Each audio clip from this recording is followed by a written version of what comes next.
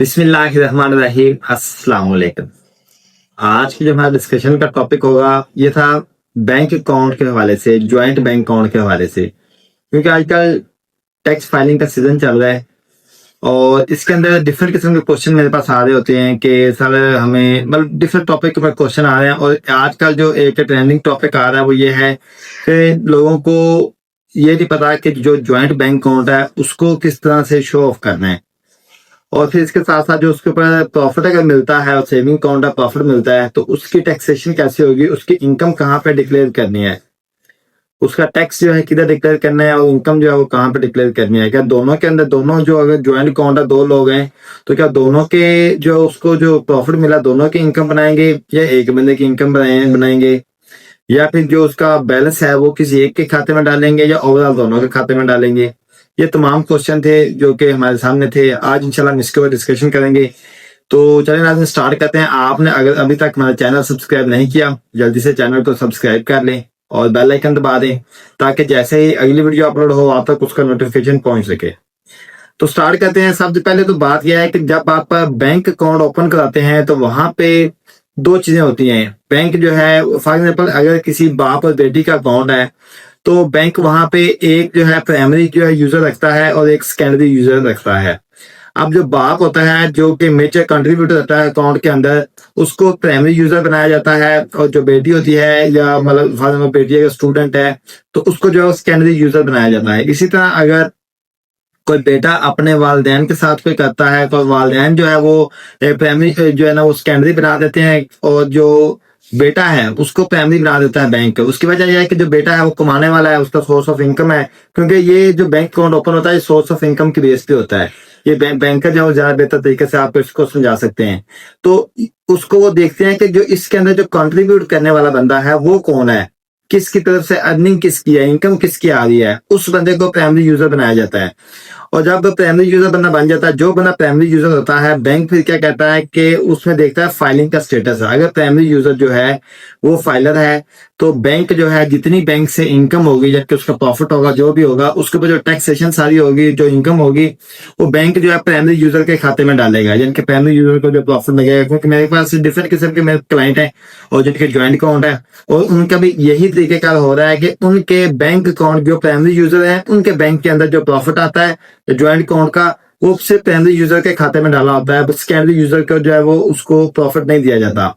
अब बारी आती है कि हम इस प्रॉफिट को शो कैसे करेंगे, क्योंकि बैंक ने तो सारा जो अकाउंट ज्वाइंट है लेकिन बैंक ने जो सारा प्रॉफिट है वो शो कर दिया है या डाल दिया है प्राइमरी यूजर के खाते में।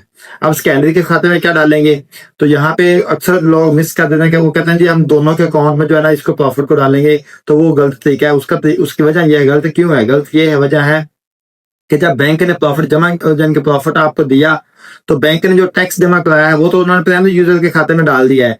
और जब आप वो जो एक उस टोटल फायदे पर 1 लाख का प्रॉफिट हुआ है और आप 50-50 हजार दोनों के अकाउंट में डालेंगे, तो जो प्राइमरी यूजर होगा उसके खाते में तो 1 लाख के हिसाब से जो है वो 15,000 का टैक्स जमा हुआ होगा, वो तो उसका पूरा टैक्स काटेगा और वहां पर उसको पूरा टैक्स चला गया।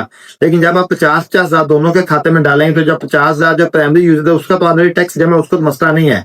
लेकिन जब सेकेंडरी यूजर के खाते में आप 50 हजार डालेंगे तो उसके नाम पे तो टैक्स ही जमा नहीं है। लोग क्या कहते हैं जी टैक्स जो वो ये नहीं देखते कि सेकेंडरी और प्राइमरी का और जब बैंक ने किस नाम पे जमा कराया टैक्स, वो कहते हैं अच्छा इतना प्रॉफिट आया है, इस प्रॉफिट को टोटल को डिवाइड करो और दोनों के खाते में डाल दो। हालांकि MIS कोड जब वो ये बता रही होती है कि जो इस बैंक से जो प्रॉफिट मिला है आपको, उस प्रॉफिट के ऊपर जितना भी टैक्स लगा है वो सारे का सारा सिर्फ एक बंदे के नाम पर जमा है, दूसरे के नाम पर नहीं है। तो पहले आप फाइलिंग करने से पहले इस चीज को लाजमी देखें कि अगर तो बैंक ने दोनों अकाउंट होल्डर के नाम पे टैक्स जमा कराया है तो फिर आप उसको इक्वली डिवाइड करके दोनों के नाम पर डालें, जितना जितना बैंक ने प्रॉफिट जमा किया है या उसका टैक्स दिया है उतने उस हिसाब से। लेकिन अगर बैंक ने प्राइमरी अकाउंट होल्डर के खाते में सारा टैक्स जो प्रॉफिट दिया है, सारा टैक्स जो प्राइमरी अकाउंट होल्डर के खाते में डाला है, जो सेकेंडरी अकाउंट होल्डर उसके खाते में कोई भी चीज नहीं है, तो फिर आप सेकेंडरी अकाउंट होल्डर जो है उसकी टैक्स रिटर्न फाइलिंग के टाइम पे आप उसके खाते में जो प्रॉफिट है उसको नहीं डाल सकते। अदरवाइज आपको जो 15% टैक्स है वो खुद से पे करना पड़ जाएगा। इसी तरह जितना प्रॉफिट जमा होगा वो सारा जो प्राइमरी अकाउंट होल्डर है उसके खाते में जमा हो जाएगा। फिर बात आती है कि हम इसके जो बैंक बैलेंस है उसको किस तरह से रिटर्न करना, डिक्लेयर करना है, उसको किस तरह से शो करना है। तो देखें जब ज्वाइंट अकाउंट खुलता है उसमें 3 ऑप्शन होती हैं। या तो ये होता है कि आप जो है सारा का सारा प्राइमरी अकाउंट होल्डर के खाते में डाल दें, ठीक, उसके खाते में लिख लेना। वो सूत्र है कि अगर जो है सेकेंडरी अकाउंट होल्डर वो बिल्कुल कंट्रीब्यूट नहीं कर रहा अकाउंट के अंदर, या फिर यह है कि आप दोनों को इक्वल डिवाइड करके तो डाल दें, आधा आधा दोनों के खाते में डाल दें, और दोनों टैक्स पेयर हैं, दोनों जो इस फाइलिंग कहते हैं जितना बैंक बैलेंस है वो दोनों को ज्वाइंट अकाउंट के दोनों अकाउंट होल्डर के जो है खाते में आधा आधा करके आप डाल दें। अगर ये भी नहीं हो कर सकते तो फिर तीसरी ऑप्शन ये है कि फॉर एग्जाम्पल 2 लोग हैं और उन्होंने अपनी परसेंटेज डिसाइड की हुई है, यानी कि एक बंदा 60% कंट्रीब्यूट करता है और एक बंदा 40% करता है, या 30 और 70 की परसेंटेज पे डला हुआ है। तो जिस रेशियो से कंट्रीब्यूशन हो रही है अकाउंट के अंदर, बैलेंस के अंदर या इनकम के अंदर, उसी रेशियो से आप जो है अपना जो बैंक बैलेंस है वो शो कर सकते हैं। ये तीनों मेथड ठीक है, यानी कि आप एक बंदे के खाते में डाल सकते हैं, आप 50% भी डाल सकते हैं, आप 60-40 या फिर 70-30% भी डाल सकते हैं। ये मैं बैंक की बैलेंस की बात कर रहा हूँ कि जब आपने बैलेंस डिक्लेयर करना है। लेकिन जो प्रॉफिट आपने डिक्लेयर करना है वो जिस बैंक ने जिस बंदे के नाम पे टैक्स जमा कराया होगा, ऑब्वियसली वो बैंक जो है प्राइमरी जो अकाउंट होल्डर होता है उसके नाम पे टैक्स जमा कराता है।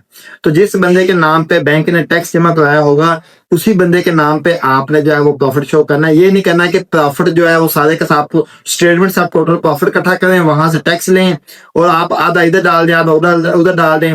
लेकिन जो एफडीआर का रिकॉर्ड है, जो एमआईएस पोर्टल है, जो बैंक ने जमा कराया है वो बैंक ने जो है ना वो किसी एक सीएनएसी के ऊपर जमा कराया है, तो वहां पे जाके तो आपको जिस बंदे का आप खाते में डालेंगे उसको नोटिस आ जाएगा कि भाई आपने तो टैक्स जमा कोई नहीं कराया, तो आपने कैसे क्लेम कर लिया, आपका तो टैक्स है ही नहीं है, टैक्स तो सारा दूसरे अकाउंट होल्डर के नाम पर जमा हुआ है। तो इसलिए इस गलती से बचें। ये गलती जो है वो कॉमनली जो है यूज हो रही है और हर बंदा ये गलती कर रहा है कि प्रॉफिट को बैंक अकाउंट से जो है ना वो कैलकुलेट करते हैं और दोनों इक्वल डिवाइड कर देते हैं। ऐसा आपने नहीं करना। प्रॉफिट को आपने डिवाइड करना है उस रेशो से जिस रेशो से बैंक ने टैक्स जमा कराया है, जिस सीएनएसी के ऊपर टैक्स जमा हुआ है उसी सीएनएसी के ऊपर आपने प्रॉफिट को मेंशन करना है। अस्सलाम वालेकुम।